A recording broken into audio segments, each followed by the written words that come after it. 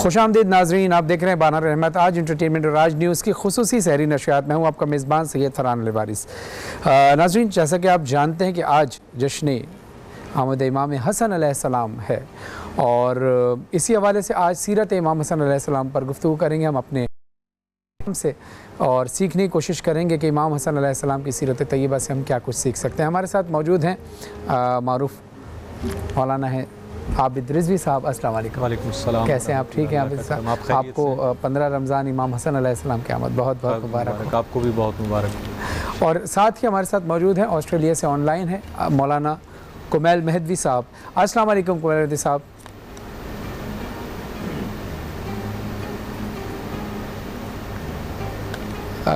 मौलाना साहब, आवाज़ आपको आ रही है? जी, मुझे आवाज़ आ रही है आपकी। जी, अस्सलाम वालेकुम। वालेकुम अस्सलाम वरहमतुल्लाहि वबरकातुहू। इमाम हसन अलैहिस्सलाम की आमद 15 रमज़ान आज आपको दिल की गहराइयों से बहुत बहुत मुबारक हो। आपको भी मुबारक हो और तमाम आलम इस्लाम को मुबारक हो। बहुत बहुत शुक्रिया।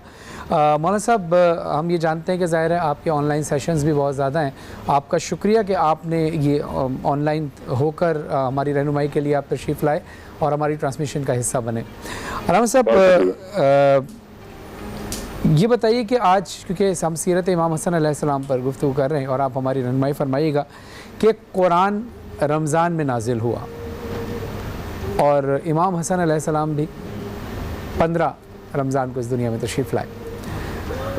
दोनों हवाले से आप गुफ्तगू फरमाइएगा कि एक तो ये खुशी कि कुरान इस महीने में आया, दूसरी खुशी कि इमाम हसन अलैहिस्सलाम की आमद इस महीने में हुई कि जो ख़ुद नवासे रसूल हज़रत मोहम्मद मुस्तफ़ा सल्लल्लाहु अलैहि वसल्लम है। तो बस ये बताइएगा कि कुरान में हर चीज़ का ज़िक्र है और अगर हम कहें कि कुरान जो है वो रसूलुल्लाह सल्लल्लाहु अलैहि वसल्लम का की शान में कसीदा है, तो फिर रसूलुल्लाह सल्लल्लाहु अलैहि वसल्लम की आल के बारे में भी कुरान में कई बार इरशाद हुआ।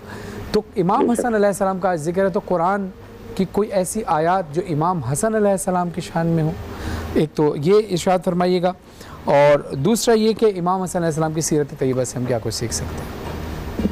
बिस्मिल्लाहिर्रहमानिर्रहीम। बहुत खूबसूरत सवाल है फरहान भाई आपका। रबीउल कुरान का महीना है, यानी कुरान की बाहर का महीना है, माह रमज़ान मुबारक। इसमें कुरान भी नाज़िल हुआ और इसमें इमाम हसन अलैहिस्सलाम की भी आमद हुई है और कुरान में मोहम्मद अलैहिस्सलाम में इतना इत्तेहाद और इत्तेफाक है कि अगर हुजूर नबी करीम सल्लल्लाहु अलैहि वसल्लम और उनकी आल अगर वो किताबों में ढल जाए तो वो कुरान बन जाए और अगर कुरान इंसानों में आ जाए तो मोहम्मद वाले मोहम्मद बन जाए। सुभान अल्लाह। यानी वो कुरान सामित और ये कुरान नातिक। बेशक, तो कुरान सामित और कुरान नातिक का इतना इत्तेहाद है। हुजूर नबी करीम सल्लल्लाहु अलैहि वसल्लम ने इरशाद भी फरमाया था कि इन्नी तारिकुम फीकुम मुस्तक़िलन किताब अल्लाह व इतरती अहले बैत, तो मैं तुम्हारे दरमियान दो गिरा सदर चीजें छोड़ के जा रहा हूँ, एक कुरान है और एक मेरी इतरत है। जब तक इन दोनों से मुतमस्सिक रहोगे तो हरगिज़ गुमराह नहीं होगे। तो यकीनन इमाम हसन अलैहिस्सलाम के लिए भी कुरान में गोया आयात तफसीदा बनकर उनके नाजिल हुई। कभी हम सूरह अहज़ाब को देखते हैं तो आयत तफसीर हमें नजर आती है, इन्नमा युरीदुल्लाहु लियुज़हिबा अन्कुम रिज्सा अहलल बैत व युतahhirakum तत्हीरा। ये इमाम हसन अलैहिस्सलाम भी इस आयत तफसीर का एक जुज़ है। और कभी हम सूरह आल इमरान में देखते हैं तो वो आयत हमें नजर आती है कि फमन हज्जका फीहि मिन बअदि मा जाअका मिनल इल्म फकुल तआलू नदउ अब्नाअना व अब्नाअकुम व निसाअना व निसाअकुम व अनफुसना व अनफुसकुम सुम्मा नब्तहिल फनजअल लअनतल्लाहि अलल काज़िबीन। ऐ रसूल, जब ये कट हुज्जती पर उतर आए तो उनसे कह दीजिए कि तुम अपने बेटों को लाओ, हम अपने बेटों को लाते हैं, तुम अपनी औरतों को लाओ, हम अपनी औरतों को लाते हैं, तुम अपने नफ्सों को लाओ, हम अपने नफ्सों को लाते हैं, तुम नब्तहिल फिर मुबाहिला कर लेते हैं, फनजअल लअनतल्लाहि अलल काज़िबीन, और झूठों पर अल्लाह की लानत को तलब करते हैं। तो उसमें जो रसूलुल्लाह के बेटे बनकर गए थे वो इमाम हसन अलैहिस्सलाम और इमाम हुसैन अलैहिस्सलाम बनकर गए थे। तो अबना अना की के लफ्ज में और आय मुबाहिला में भी इमाम हसन अलैहिस्सलाम शामिल है। कभी हम सूरह शूरा की आयत देखते हैं कि कुल ला असअलुकुम अलैहि अजरन इल्लल मवद्दता फिल कुर्बा। आयत कुर्बा में भी इमाम हसन अलैहिस्सलाम शामिल है कि मैं कोई अजर रिसालत नहीं चाहता सिवाय इसके कि मेरे कुर्बा से यानी मेरे अहले बैत से मवद्दत इख्तियार करो। कभी हम देखते हैं कि सूरह दहर जो पंजतन पाक की शान में कसीदा बनकर नाज़िल हुआ, वो युतइमून तआम अला हुब्बिही मिस्कीनन व यतीमन व असीरा, खुद भी रोजे थे पंजतन पाक इमाम हसन और इमाम हुसैन अलैहिस्सलाम की शिफायाबी की मन्नत से उन्होंने रोजे रखे तो 3 दिन जो रोजे रखे तो कभी मिस्कीन आया, कभी यतीम आया, कभी असीर आया। जैसे इस वक्त जो मौजूदा हालात हैं तो हर एक फाइनेंशियल क्रंच में, मुश्किलात में, खुद जब इंसान घर में कुछ और ना हो सिवाय इस रोटी के और फिर दे देना यतीम को और मिस्कीन को, रसीद को। ये शान अहले बैत अत्हार अलैहिस्सलाम है कि वो खाना खिलाते हैं मिस्कीनों को, यतीमों को, असीरों को। इसमें भी इमाम हसन मुज्तबा अलैहिस्सलाम शामिल है। तो गोया मुकम्मल तौर पर कुरान जा बजा कसीदा है इमाम हसन मुज्तबा अलैहिस्सलाम का। और खास तौर पर मैं जिक्र जरूर करना चाहूंगा क्योंकि उनकी विलादत का जश्न है। तो अल्लामा जलालुद्दीन सूती अलैहिर्रहमान है, जो बरादरान अहले सुन्नत के बहुत मशहूर मुफस्सिर हैं, उनकी तफसीर बड़ी मशहूर है अद्दुरुल मंसूर। उसकी जिल्द नंबर 6 सफ़ा नंबर 142 143 उन्होंने इस बात को लिखा है कि जो सूरह रहमान की आयतें हैं, मरजल बहरैन यल्तक़ियान बैनहुमा बरज़ख़ुन ला यब्ग़ियान फबिअय्यि आलाइ रब्बिकुमा तुकज़्ज़िबान यख़रुजु मिनहुमा लुअ्लुअ वल मरजान फबिअय्यि आलाइ रब्बिकुमा तुकज़्ज़िबान। कि अल्लाह ने दो समंदरों को मिला दिया, मरजल बहरैन यल्तक़ियान बैनहुमा बरज़ख़ुन ला यब्ग़ियान, दरमियान में एक बरज़ख, एक हद फासिल भी है कि दोनों एक दूसरे से तजावुज़ नहीं करते। तभी अय्यि आला रब्बिकुमा तुकज़्ज़िबान, तो तुम अपने रब की कौन कौन सी नेमतों को झुटलाओगे। यख़रुजु मिनहुमा लुअ्लुअ वल मरजान, और इनसे लुअ्लु और मरजान खारिज होते हैं। तभी अय्यि आला रब्बिकुमा तुकज़्ज़िबान, तो तुम अपनी रब की कौन कौन सी नेमतों को झुटलाओगे। तफ़सीर अद्दुरुल मंसूर में अल्लामा जलालुद्दीन सूती जिल्द नंबर 6 में इस बात को लिखते हैं कि मरजल बहरैन, इन दो समंदरों से मुराद अली एक इस्मत का समंदर, एक इमामत और इल्म का समंदर जब मिला दिया। दरमियान में बरज़ख रसूलुल्लाह सल्लल्लाहु अलैहि वसल्लम है। यख़रुजु मिनहुमा लुअ्लुअ वल मरजान, इन समंदरों से लुअ्लु और मरजान खारिज होते हैं। इसलिए अल्लामा जलालुद्दीन सूती लिखते हैं कि लुअ्लु से मुराद इमाम हसन अलैहिस्सलाम है, मरजान से मुराद इमाम हुसैन अलैहिस्सलाम है। लुअ्लु कहते हैं सब्ज़ मोती को, मरजान कहते हैं सुर्ख मोती को। लुअ्लु जो सब मोती अलामत इमाम हसन अलैहिस्सलाम के लिए, मरजान सुर्ख मोती अलामत है इमाम हुसैन अलैहिस्सलाम के लिए। तो उनकी तो विलादत का जिक्र भी कि अल्लाह ने खारिज किया इन समंदरों से लुअ्लु और मरजान को, वो भी सूरह रहमान की जीनत बना दिया अल्लाह सुब्हानहु व तआला ने। तो जा बजा कुरान कसीदा मोहम्मद व आले मोहम्मद, और बिलखुसूस आज जब इमाम हसन मुज्तबा अलैहिस्सलाम की बात कर रहे हैं, इमाम हुसैन का जिक्र तो कसरत से किया जाता है, लेकिन जहाँ इमाम हसन अलैहिस्सलाम की बात है वहां पर इतना जो शिद्दत से जो हक है, वो पूरा हक जो है वो उसकी अदायगी नहीं होती। जबकि हसन, मैं जुमला कहने लगा और इख्तिताम तक बात को इंशाअल्लाह पहुंचा रहा हूँ कि हसन मुज्तबा अलैहिस्सलाम वो तो हुसैन के भी इमाम है। जरा गौर फरमाइएगा, जो हुसैन का भी इमाम है उसे कहते हैं हसन। बकौले शायर के हसन भी हुज्जत हक है, ये एतमाद रहे। हसन भी हुज्जत हक है, ये एतमाद रहे। और हुसैन छोटे हसन है, ये बात याद रहे। हुसैन तो छोटे हसन है, वो हुसैन इतना मुसग़्ग़र है। अरबी जबान में अगर ग्रामेटिकली देखें आप, तो इमाम हुसैन का तो गोया अलग से कोई नाम ही नहीं रखा गया। मुसग़्ग़र कहते हैं एक चीज उसको छोटा कर दिया जाए तो फुआल के वजन पर। हसन से है हुसैन, यानी हुसैन का लफ्जी तर्जुमा है छोटा हसन। हुसैन का लफ्जी तर्जुमा छोटा हसन, यानी हसन को छोटा कर दे तो हुसैन बनता है, हुसैन को बड़ा कर दे तो हसन बनता है। तो ये इतना इत्तेहाद और इत्तेफाक है। और हसन और हुसैन को मिला दे तो हसनैन बनता है। हसन, सुभान अल्लाह, क्या कहना कि हसन हुसैन को मिला दे तो हुसैन बनता है। एक शेर अर्ज करना चाहूंगा, बात खत्म करूंगा। तो हसन को बादशाह खास व आम कहते हैं, अली का नायब व कायम मकाम कहते हैं।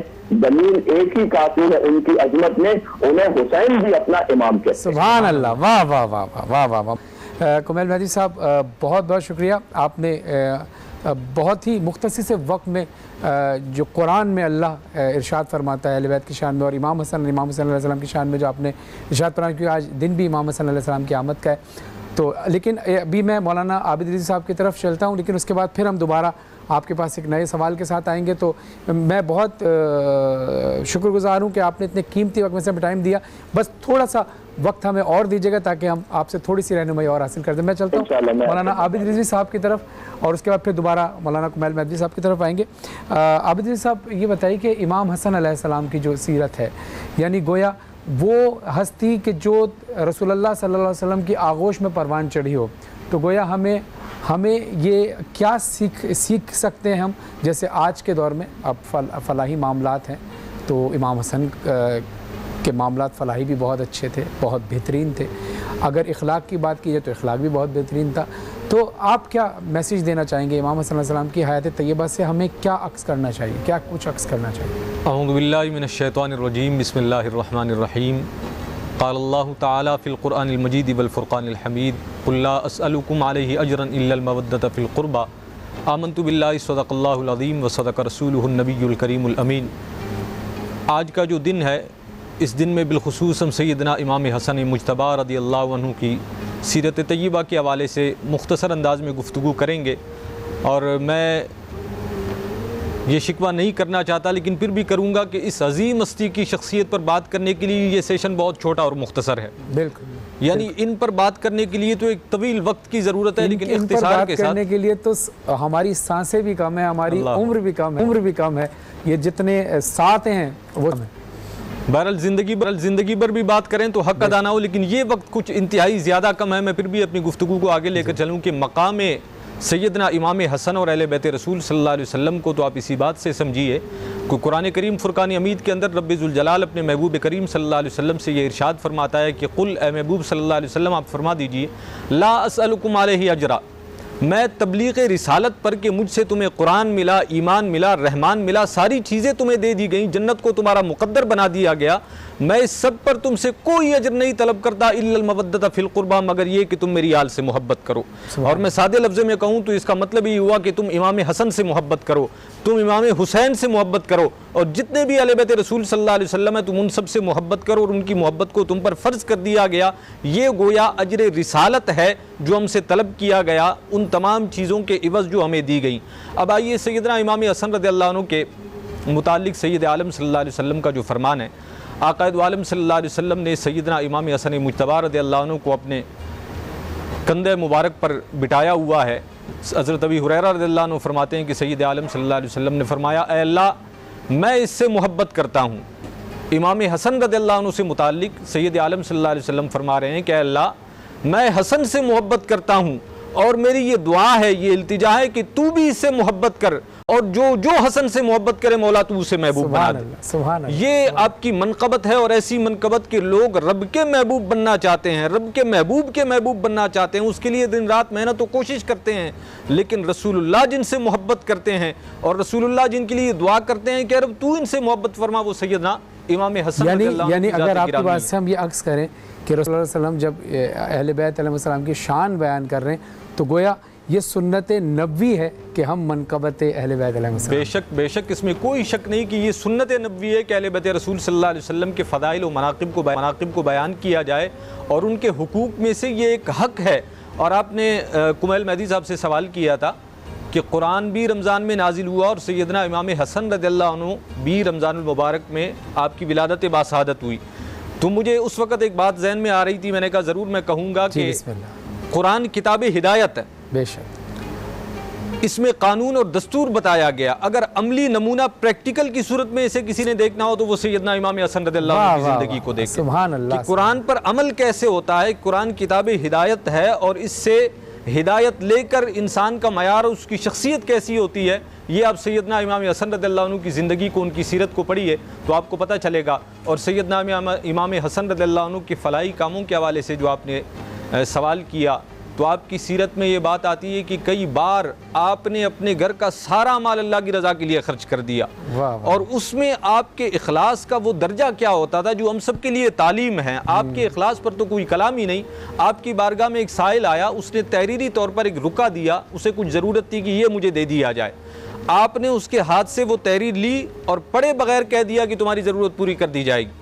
तो पास बैठे हुए किसी शख्स ने कहा, इमाम ज़रा उस तहरीर को पढ़ तो लेते, उसके बाद फरमा देते कि पूरी कर दी जाएगी। आपने फरमाया कि मैं इस बात से डरता हूँ कि अगर कल बरोज़े क़यामत रब ने ये पूछा कि इतनी देर तहरीर जब तुम पढ़ रहे थे उसे तुम सामने खड़ा रखकर जलील कर रहे थे, तो मैं कैसे उसे इतनी देर खड़ा रखता, बस रब ने उसे मेरे पास भेजा तो मैं उसे दे दूँगा और उसकी ज़रूरत को पूरा कर दूँगा। ये है सैयदना इमाम हसन रज़ियल्लाहु अन्हु की सीरत तय्यबा। हम सबको भी अपने भाइयों की मदद करनी चाहिए, और उसमें इखलास का ये पहलू होना चाहिए कि सामने वाले की तज़लील और उसकी इज़्ज़त नफ्स। सुभान अल्लाह। आबिद साहब, बहुत खूबसूरत बात आपने की। आप दोनों उलमा के दरमियान, सिर्फ आपकी इजाज़त से मैंने आप दोनों की गुफ्तगू से जो थोड़ा बहुत नतीजा हासिल किया है वो शेयर करूँ कि जैसे कुमैल मेहदी साहब ने भी इरशाद फरमाया और आबिद साहब ने भी इरशाद फरमाया कि ये कुरान सामित है जो किताब की सूरत में है, और ये कुरान नातिक है जो बोलते कुरान है। और तबलीग का उसूल ये होता है कि पहले प्रैक्टिकल हो, यानी रसूलुल्लाह सल्लल्लाहु अलैहि वसल्लम की अगर ज़िंदगी हम उठाएं तो पहले ख़ुद उनका किरदार ऐसा था, उसके बाद उन्होंने बोलना शुरू किया, यानी ख़ुद के ऊपर प्रैक्टिकल पहले था। तो अगर कुरान ने सामित यानी किताबी सूरत में और कुरान नातिक बोलते हैं, अगर हम यहाँ लें तो यहाँ भी प्रैक्टिकल जो है वो पहले है, यानी 15 रमज़ान पहले आती है। रमज़ान 15 ये सने हिजरी की बात अलग है, लेकिन अगर रमज़ान की तारीख से देखा जाए, सिर्फ रमज़ान यानी डिजिट के हवाले से देखा तो 15 पहले आता है, यही से 27 रमज़ान जो है वो बाद में आती है। तो प्रैक्टिकल पहले है और उसके बाद फिर। और मैं चाहूँगा मौलाना कुमैल मेहदी साहब से ये जानना कि जब इमाम हसन अलैहिस्सलाम, जैसे आज पूरा आलम इस्लाम खुशियाँ मना रहा है और अल्लाह से दुआ भी है कि इस इमाम हसन अलैहिस्सलाम की आमद के सदक़े अल्लाह हमें कोरोना वायरस की इस बीमारी से महफूज रखे और खुशियाँ ले आए, हमारे मुल्क में अमन लेकर आए। बस मैं कहना चाहूँगा जैसे खुशियाँ मनाई जा रही हैं अभी, जब इमाम हसन अलैहिस्सलाम इस दुनिया में तशरीफ़ लाए, जब इमाम की आमद हुई तो खुशियाँ किस तरीके से मनाई गईं, और फिर इमाम की जब ज़िंदगी थी तो अब मौलाना आबिद अज़ीज़ साहब की बात हुई, आप आगे इस बात को भी ऐड कर लीजिएगा सवाल में कि दस्तरखाने इमाम हसन अलैहिस्सलाम कितना वसी था और इमाम हसन अलैहिस्सलाम का जो किरदार था वो अपनों के और गैरों के साथ कैसा था। सुभान अल्लाह। इमाम हसन अलैहिस्सलाम जब दुनिया में तशरीफ लाए तो हुजूर नबी करीम सल्लल्लाहु अलैहि वसल्लम के पहले नवासे की आमद है। तो खुशी का वो आलम है कि खुद जब सवाल किया गया हज़रत सैयदा कौनैन सलामुल्लाह अलैहा से, मौला अली अलैहिस्सलाम ने सवाल किया कि आपने इस बेटे का क्या नाम रखा, तो उन्होंने कहा कि ए अली ए अबुल हसन, मैं आपसे पहले कैसे नाम तजवीज़ कर सकती हूँ, कैसे नाम रख सकती हूँ, तो ये तो आपका हक है। और मौला अली अलैहिस्सलाम ने कहा कि रसूलुल्लाह सल्लल्लाहु अलैहि वसल्लम के होते हुए मैं कैसे नाम कोई कह सकता हूँ। और जब रसूलुल्लाह सल्लल्लाहु अलैहि वसल्लम के पास तशरीफ ले गए तो उन्होंने कहा कि जब तक खुदा का हुक्म ना आ जाए तो मैं कौन सा कोई नाम तजवीज़ कर सकता हूँ। और फिर हुक्म खुदा आया कि जिब्रील के जरिए से कि चूंकि हजरत अली अलैहिस्सलाम की निस्बत रसूलुल्लाह सल्लल्लाहु अलैहि वसल्लम से वैसी ही है कि जैसे हजरत मूसा अलैहिस्सलाम की निस्बत हजरत हारून से थी, तो हजरत हारून के दो बेटे थे, एक का नाम शब्बर था, एक का नाम शब्बीर था या शुबैर था, तो वो इब्रानी जबान में है। आप उसी का तर्जुमा अपने फर्जंद का नाम हसन रखिए। और ये मैं आपकी जिम्मेदारी सर्च कर रहा हूँ कि हसन जो नाम है वो इमाम हसन अलैहिस्सलाम से पहले किसी और का नाम नहीं रखा गया। तारीख में किसी और का नाम हसन है ही नहीं हसन मुस्तफा से पहले। वो बतौर सिफत तो लफ्ज़ इस्तेमाल होता था, लेकिन बतौर इस्म हसन का नाम वो पहली शख्सियत है जिन्हें हसन कहा गया। और हसन यानी तमाम कमालात का मजमुआ, करम, हिल्म, अखलाक, दस्तरखान इमाम हसन अलैहिस्सलाम हिल्म की उस मंजिल पर। हिल्म भी इनका मौजूदा है। मैं कहता हूँ शुजाअत तो है ही मौजूदा, सखावत तो है ही मौजूदा। और सखावत तो ऐसी थी, जुमला यहाँ कह दूं मैं, कि उन्होंने ये नहीं देखा कि हमारे दस्तरखान पर अपना आया है परा आया है, कौन आया है, इस वुसअत अल्ताफ को पहुंचेगा भला कौन, इस वुसअत अल्ताफ को पहुंचेगा भला कौन, साइल ने कभी दर पे अली के न सुना कौन। तो कौन उन्होंने नहीं पूछा कि तू कौन है, किस मजहब से है, किस तरके से है, किस कबीले, किस खानदान से। अगर उनके यहाँ साइल बनकर आ गया तो उन्होंने उसे अता फरमाया बगैर तफरीक मजहब, कबीला और कौमियत। तो ये उनका करम था। और हिल्म उसमें राज पर है कि जब एक शाम से आने वाले शख्स ने, क्योंकि शाम में उसने सुन रखा था बहुत कुछ मौला कायनात के बारे में और मौला हसन और इमाम हुसैन अलैहिस्सलाम के बारे में, नऊजुबिल्लाह प्रोपेगेंडा सुन रखा था, तो बहुत बुरा भला सुन रखा था। जब वो आया और उसने देखा कि इमाम हसन अलैहिस्सलाम मदीना में से नजर आए, लोगों से पूछा ये कौन है, कहा ये हसन है। तो वहां पर पहुंचकर उसने ये कहना शुरू कर दिया कि इमाम हसन अलैहिस्सलाम के लिए बहुत बदकलामी की। इमाम सुनते रहे और सुनने के बाद उसने कहा कि तू मुसाफिर मालूम होता है, अगर भूखा है तो तुझे खाना खिलाऊं, अगर बेमकान है तो तुझे मकान अता कर दूं, अगर बेलिबास है तो तुझे लिबास अता कर दूं।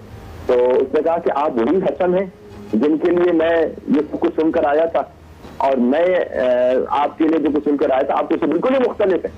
इमाम हसन अलैहिस्सलाम ने अभी पहली मुलाकात में चंद लम्हे गुजरे कि उसने पलट कर जवाब दिया कि ए हसन मुस्तफा, ए हसन इब्न अली, जब मैं शाम से आया था आपके पास तो जो आपके बारे में सुन रखा था उससे मैं ये सोच रहा था कि कायनात में, पूरी दुनिया में आपसे मबगूज़ इंसान, यानी दिल में जिसके शदीद नफरत हो, नऊजुबिल्लाह मिन ज़ालिक, या तो उससे आपसे ज्यादा मकबूल इंसान कोई नहीं था मेरे दिल में। लेकिन अभी जो चंद लम्हे मैंने आपसे कलाम किया है तो आपकी मोहब्बत मेरे दिल में ऐसे जागृति हो गई है कि पूरे रूए जमीन पर आपसे बढ़कर महबूब इंसान मेरे दिल में।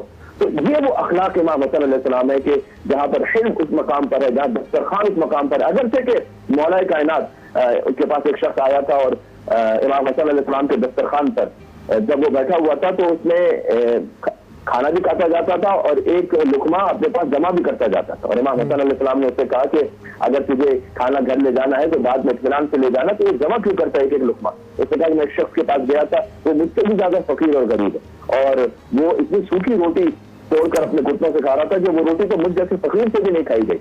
तो इमाम हसन अलैहिस्सलाम ने कहा कि वो कोई और नहीं मेरे बाबा मुश्किल खुदाए कायनात हैदर कर्रार शेर खुदा अली इब्न अबी तालिब अलैहिस्सलाम है। तो बाप ने इस सादगी से जिंदगी गुजारी चूंकि वो खलीफा वक्त थे और हसन मुस्तफा अलैहिस्सलाम का अपना दस्तरखान इतना वसी था, तो उन्होंने गैरों को अता किया और इंसान की वो आली तरीन मिसालें कायम की कि घर में अगर फाकिदी थे तो उनका जो दस्तरखान था वो उस वसअत का हामिल था। अल्लाह सुब्हानहू व तआला हमें सीरत और सुन्नत इमाम हसन अलैहिस्सलाम पर अमल करने की तौफीक अता फरमाए और उनकी जो मोहब्बत हमारे दिलों में उसमें मजीद इजाफा फरमाए। है मिदहत हसन के उन्वान नए नए, भाई लाऊं कहाँ से लफ्जों के कुरान नए नए, क्योंकि इतने उन्वान है ना, है मिदहत हसन के उन्वान नए नए, लाऊं कहाँ से लफ्जों के कुरान नए नए, और झूला झुलाऊं प्यार करूं नौकरी करूं, झूला झुलाऊं प्यार करूं नौकरी करूं, है कल्ब जिब्राइल में अरमा नए नए, है कल्ब जिब्राइल में अरमा नए नए, उनकी समझ में तुम अबू तालिब ना आओगे, वो लोग जो हुए हैं मुसलमान नए नए। तो ये इमाम हसन अलैहिस्सलाम उनका जो पूरा खानदान है उस पर जितने भी मिदहतें आप सुनाते चले जाइए, वो कुरान है एक तरह से बहता हुआ बहरे बेकरार है। और खिदमत की गई, इंशाअल्लाह अल्लाह सुब्हानहू व तआला कबूल फरमाए। जज़ाकल्लाह। अब आपका बहुत बहुत शुक्रिया और कि आपने इतना कीमती वक्त दिया। यकीनन आबिद रिजवी साहब जिस तरह फरमा रहे थे कि इतना बड़ा मौजू है कि इस पर वक्त बहुत कम है और हमारी तो सांसें बहुत कम है, हमारी ज़िंदगी भी बहुत कम है, लेकिन आपके लिए दुआ करते हैं अल्लाह आपको भी सेहत के साथ लंबी उम्र अता फरमाए, आबिद रिजवी साहब को भी सेहत के साथ लंबी उम्र अता फरमाए। मैं आबिद रिजवी साहब आपकी तरफ चलता हूँ कि इमाम हसन अलैहिस्सलाम की इबादत की तरफ अगर हम रोशनी डालें। एक रिवायत जैसे हमें मिलती है कि इमाम हसन अलैहिस्सलाम जब वज़ू कर रहे थे तो चेहरा उनका जर्द हो चुका था और बदन में कपकपी तारी थी। तो किसी ने पूछा इमाम हसन अलैहिस्सलाम आप इस वक्त वज़ू की हालत में नमाज के लिए तैयारी कर रहे हैं, ये चेहरा जर्द क्यों है और आपके हाथ पे कपकपी क्यों है? तो कहा कि मैं जिस बड़ी बारगाह के और जिस बड़े रब के पास जा रहा हूँ उसके पास जाने का हक़ है ही ये कि चेहरा जर्द हो और हाथ जो कपकपी तारी हो।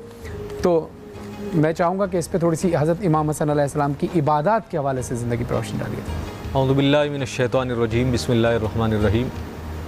जिस तरह की थोड़ी देर पहले हमने कुरान और सैयदना इमाम हसन रज़ियल्लाहु अन्हु के हवाले से बात की कि कुरान तो दस्तूर और कानून है, इसकी प्रैक्टिकल कोई सूरत अगर हमें देखनी हो तो हम क्या देखें? उसमें अहले बैत रसूल सल्लल्लाहु अलैहि वसल्लम की सीरत तय्यबा है, सहाबा इकराम हैं, आक़ाए दो आलम सल्लल्लाहु अलैहि वसल्लम की ज़ात गिरामी है। तो सैयदना इमाम हसन रज़ियल्लाहु अन्हु की इबादत को आप उस तनाजुर में देखिए कि कुरान ने तकाज़ा किस तरह किया है। कुरान ने जब जब किसी इबादत के लिए हुक्म दिया है तो उससे पहले फरमाया इत्तक़ुल्लाह, अल्लाह से डरो। तकवा और खौफ खुदा के साथ जब इबादत होगी तो फिर इबादत का हक अदा होगा। अगर इबादत थी सारे अरकान अदा कर लिए लेकिन तवज्जो और ख़याल रब की तरफ माइल ही ना हो सका, अगर वो लिल्लाहियत और खौफ खुदा उसमें पैदा ही ना हुआ तो फिर वो इबादत के वो मकासद हासिल ही ना हुए। तो सैयदना इमाम हसन रज़ियल्लाहु अन्हु के हवाले से जो आपने रिवायत बयान की बिल्कुल ऐसा ही है कि जब आप नमाज के लिए वज़ू फरमाते तो फिर हैबत तारी हो जाती कि किस बारगाह में जाना है। यानी हम तो आज नमाज के लिए घर से निकलते हैं या मस्जिद चले जाते हैं, यहाँ तक कि नीयत भी बांध लेते हैं तो जहन में गुमान में ख्याल ही नहीं होता कि हम खड़े कहाँ हैं, हम कर क्या रहे हैं, किस बारगाह में खड़े हैं, दिल कहीं, दिमाग कहीं, ख्यालात कहीं। लेकिन सैयदना इमाम हसन रज़ियल्लाहु अन्हु जब वज़ू फरमाते तो उस वक़्त से उस बारगाह की हैबत ऐसी होती कि रंगत जो है चेहरे की वो जर्द पड़ जाती, खौफ की कैफियत तारी हो जाती। और फिर उसके बाद नमाज के हवाले से मुझे मौला अली करमल्लाहु वजहुल करीम की वो रिवायत याद आ रही है कि आप गालिबन आप ही का वाक़या है या किसी सहाबी रसूल का के पैर की एड़ी में तीर लगा, इमाम अली अलैहिस्सलाम, हज़रत अली करमल्लाहु वजहुल करीम। अब देखिए कि कितनी सख्त और तकलीफ़देह बात थी उसे निकालना, और उसे निकालने में बड़ी तकलीफ़ का सामना था शेर खुदा करमल्लाहु वजहुल करीम को इंसानी फितरती तकाज़ों के एतबार से। तो आपने फरमाया कि जब मैं नमाज के लिए खड़ा हो जाऊं तो उस वक़्त मैं अपनी रब की बारगाह की तरफ ऐसा मुतवज्जे होऊंगा कि उस खौफ के मुकाबले में सारी तकलीफ़ें हेच हो जाएंगी, तब तुम निकाल देना मुझे पता नहीं लगेगा। और यही हालत जो है सैयदना इमाम हसन रज़ियल्लाहु अन्हु को नमाज़ों की है। और आपकी इबादत के हवाले से आपने करीबन 20 मरतबा पैदल हज फरमाया, आपको सवारी मुयस्सर थी, आप जा सकते थे। आपसे कहा भी गया कि हुजूर सवारी है, आप तशरीफ़ ले जाइए। फरमाया किस बारगाह में जा रहा हूँ, जिससे मुलाकात को जा रहा हूँ उसकी तरफ चलकर भी ना जाऊँ। तो फिर कैसे उसकी शान व इज़्ज़त का मैंने हक़ अदा किया। तो सैयदना इमाम हुसैन रज़ियल्लाहु अन्हु की सीरत तय्यबा का पैगाम हम सब के लिए ये है कि उनकी सीरत को लेकर, बल्कि अगर आप मुझे 1 मिनट और दे दें तो मैं एक इसमें नुक्ता ऐड करना चाहूँगा कि कुरान करीम फुरकान हमीद ने जो हमें हिदायत के लिए रास्ता बताया, एहदिना सिरातल मुस्तकीम सिरातल लदीना अनअमता अलैहिम, सीधा रास्ता जिन पर इनाम किया गया। और इनाम याफ्ता कौन है? अनअमल्लाहु अलैहिम मिनन नबिय्यीन व सिद्दीकीन व शुहदाए व सालिहीन, बिल इजमा इसमें अहले बैत रसूल सल्लल्लाहु अलैहि वसल्लम शामिल है। तो हमें ये कहा गया कि वो सिराते मुस्तकीम जिस पर तुमने चलना है वो क्या है? वो इनका रास्ता है, इनका अमल है, इनका तरीका है। इनको पढ़कर खुद को इनके तरीके पर चला दो, तुम कामयाब हो जाए। जब किचन का सेगमेंट शुरू होता है तो हम क्या कहते हैं? जहाँ मामता वहाँ डालडा, क्योंकि डालडा, कुकिंग ऑयल और बनस्पति हर दस्तरखान और ख़ास तौर पे हर किचन में जो है बहुत ज़रूरी होता है, हर किचन में हमें नज़र भी आता है। और फिर बात आती है करशी जाम शीरी की, कि जो कुदरती जड़ी बूटियों से बना हुआ है, जो हमें एनर्जी देता है और हर दस्तरखान पर रमज़ान की रौनक को दुबाला करता है। विटामिन सी बहुत ज़रूरी है हमारी क़ुव्वत मुदाफ़त को मज़बूत करने के लिए, तो इसलिए हम टैंक का इस्तेमाल करते हैं। और दूध जो है वो हड्डियों को मज़बूत करता है, इसलिए हम ऑलपर्स का इस्तेमाल करते हैं। आज हमारी ट्रांसमिशन में हमेशा की तरह एल्सा काजी साहिबा मौजूद हैं, और मैं ये देख रहा हूँ कि 2 कलर्स इसमें मौजूद हैं और ये बहुत शॉर्ट रेसिपी है। ये कलर रेड भी है और ग्रीन भी है। अस्सलाम वालेकुम एल्सा, कैसी हैं आप? वालेकुम अस्सलाम, मैं बिल्कुल ठीक हूँ, आप कैसे हैं? बिल्कुल ठीक ठाक। आज तो आपको 15 रमज़ान इमाम हसन अलैहिस्सलाम की आमद, रसूल सल्लल्लाहु अलैहि वसल्लम बहुत बहुत मुबारक हो। खैर आपको भी बहुत मुबारक हो। इसीलिए आपने शायद ये मीठा बनाया है। जी बिल्कुल, मैंने सोचा मैंने अब चटपटा भी बना लिया है, मैंने ड्रिंक्स भी बता दिए बहुत सारी, क्यों ना आज मीठा बनाया जाए। तो मीठे की जहाँ बात आती है तो हम ट्राइफल खाते हैं, कस्टर्ड खाते हैं, तो मैंने सोचा आज क्यों ना हम डिलाइट बनाएं, वो भी जेली डिलाइट। आपने ये रेड और ग्रीन कलर ही क्यों इस्तेमाल किया? क्योंकि मेरा फेवरेट कॉम्बिनेशन है और ये काफ़ी कलरफुल लगता है। जब चीज़ें कलरफुल लगती है तो वो अट्रैक्ट भी करती है, अट्रैक्ट करती है तो खाने का दिल करता है। तो आपको पता है ये अल्लाह का भी फेवरेट कलर है, क्योंकि ग्रीन जो है रसूलुल्लाह सल्लल्लाहु अलैहि वसल्लम से मंसूब है, इमाम हसन अलैहि सलाम से भी, और रेड इमाम हुसैन अलैहि सलाम से मंसूब है। तो मैंने इसी बात पे सोचा कि मैं क्यों ना आज ऐसा मीठा बनाऊं जो ज़बरदस्त सा हो और बड़ा ही ज़्यादा वो इंटरेस्टिंग लगे। तो ये हम बनाने जा रहे हैं जेली डिलाइट। तो मैंने इसके लिए सामान तो आपको दिख ही रहा होगा, तो मैंने 2 डिफरेंट कलर की जेलीज ले सकते हैं। आप चाहें तो आपको कोई भी फेवरेट कलर ले लें, आप चाहे तो मैंगो येलो ले लें, मैंने अभी रेड और ग्रीन लिया है, और जेलेटिन पाउडर भी है। ये हम इसलिए इस्तेमाल करते हैं कि किसी चीज़ को सेट करने के, लेकिन मुझे नहीं लगता मुझे इतनी ज़रूरत पड़ेगी। आप चाहे तो आप इस्तेमाल कर लें, मैं अभी इस्तेमाल नहीं करी। और किसी भी बिस्किट या केक का, आप चूरा घर में पड़े बिस्किट हो तो आप उसका चूरा ले लें, तो इसको आपने इस तरह चूरा ले लेना है। और मैं इस्तेमाल करूँगी ऑलपर्स का दूध और क्रीम। मैंने यहाँ पे चीनी ले लिया इस बाउल में, और मैंने दूध ले लिया। दूध तकरीबन मैं 1 कप जितना ले लूँगी, और क्रीम मैं इसके अंदर 4 टीस्पून डाल दूँगी। और मुझे आज आपकी ज़रूरत पड़ेगी, आप मेरी मदद कर देंगे थोड़ी? जी बताइए क्या? जी बिल्कुल, अभी आप इसको मिक्स कीजिएगा।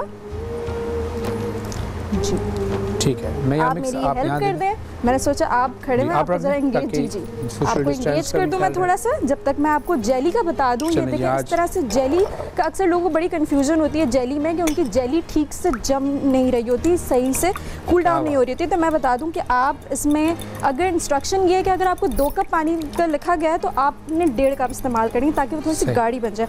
और इसको आप बाहर भी सेट कर सकते हैं, लेकिन अगर आपको बहुत जल्दी है, मेरी तरह अगर आप जल्दी खाना बनाना चाहते हैं तो आप इसको फ्रिज में रख दें। फ्रिज में ये आधे घंटे के अंदर सेट हो जाती है। मेरी जेली जिस तरह आप यहाँ देख सकते हैं ये बिल्कुल सख्त हो चुकी है, तो इस तरह आपने चकोर पीसेस कर लेने हैं। मैंने इसकी क्यूब्स काट ली हैं। अब इस तरह आप देखेंगे काफ़ी ज़बरदस्त सी जेली। फिर अगर ये अच्छी सी सेट हो जाएगी तो इस तरह के आपको जेली के पीसेस बन, ये आपकी दिखने में भी बड़ी अच्छी लगती है और खाने में तो अच्छी लगती ही है। अब मैं इसको ड्रेसिंग करूँगी। जी आपको कोई मुश्किल तो नहीं होगी? नहीं बिल्कुल कुछ नहीं। जी अब बस, बहुत शुक्रिया। अब देखें ये 3 चीज़ें हम मिला चुके हैं। दूध, क्रीम और चीनी का इस्तेमाल मैंने किया था। चीनी आप हस्बे ज़रूरत इस्तेमाल कर सकते हैं। मैंने इसके अंदर 2 टेबलस्पून चीनी डाली थी। मैं आपको जल्दी बता दूं। बिस्किट सबसे पहले आप, अभी हमने इसकी गार्निशिंग करनी है, तो सबसे पहले आप बिस्किट ले लें। ठीक है, इस तरह ग्लास में इसको सेट कर लें।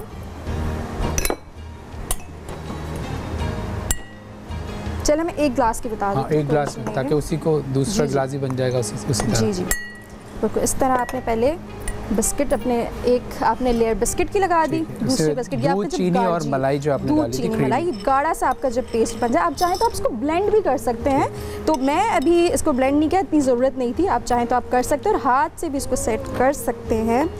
तो ये हमारा बिस्किट और इसकी लेयर आ गई। अब एक लेयर हम लगा देंगे जेली की। जेली हम इसको ऑल्टरनेट करके लगाएंगे, लाइक 2 पीसेस अगर हमने इसके लगाए हैं ग्रीन के, तो हम एक इसका, ठीक है, 2 ग्रीन के लगा दिए तो 2 रेड के लगा देंगे। लगाएंगे ताकि कंट्रास्ट भी आ जाए और कलर दिखने में अच्छा लगे। दोनों प्रोमिनेंट कलर यूज़ करें आप, जो दिखने में अच्छे लगे इस तरह से। अब आपको दिख भी रहा होगा साइड से माशाल्लाह। इस तरह से अगर आप कॉर्नर्स पे रखेंगे तो आपके ग्लास में बड़ा अच्छा से दिखेगा, अट्रैक्टिव से लगेगा, और बच्चों को बड़ा अच्छा लगता है ये, वो आराम से इसको मज़े से खाते हैं बड़े। इस तरह से आप इसको गार्निश कर लें माशाल्लाह। और फिर दोबारा से आप एक लेयर इसकी लगा, और फिर आप जेली दोबारा लगा दें। तकरीबन आप 2 लेयर लगाएंगे, ग्लास के ऊपर डिपेंड करता है कि आप चाहे तो शॉर्ट ग्लासेस आते हैं, वो भी आप इस्तेमाल कर सकते हैं। मैंने इस ग्लास का इस्तेमाल किया है।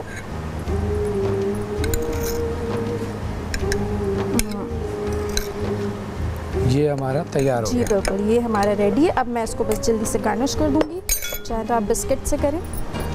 ज़बरदस्त। तो नाज़रीन, आपने देखा कि कितनी जल्दी कुछ मिनट के अंदर ही ये सारी चीज़ें तैयार हो गई हैं और कलर भी बहुत अच्छा है और उम्मीद है कि ये जायके में भी बहुत अच्छा हो। देख सकते हैं, आपको दिख रहे होंगे। और thank you Elsa, jelly delight है। बहुत बहुत शुक्रिया आपका, बहुत बहुत शुक्रिया। नाज़रीन, हमारे साथ अब वक्त हुआ है